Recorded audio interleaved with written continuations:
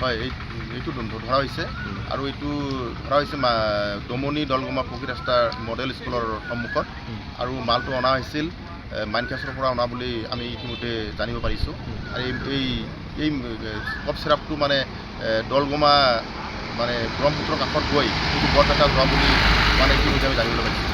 এইটো 5,000 বটল থকা বুলি কৈছে আৰু ইয়াৰ মূল্য আজিৰ দিনত 7 পৰা 8 লাখ টকামান মূল্য বুলি আমি জানিবলৈ পাইছোঁ। হয়, মাটিয়া আৰক্ষীৰ সফলতাত আজি এই বস্তুখিনি মানে ধৰিবলৈ সক্ষম হৈছে। মানুহ কেইজন আছিলে?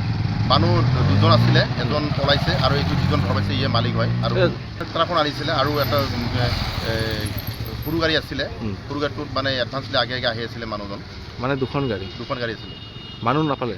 মানুহ মালিকটো পোৱা হৈছে। ইটো আমাৰ ওচৰৰে কৈ বুলি কৈ আছে, এইটো কথা আমি জানিবলৈ পৰা নাই এতিয়াও, কিন্তু কাষৰে মানে কৈ আছে।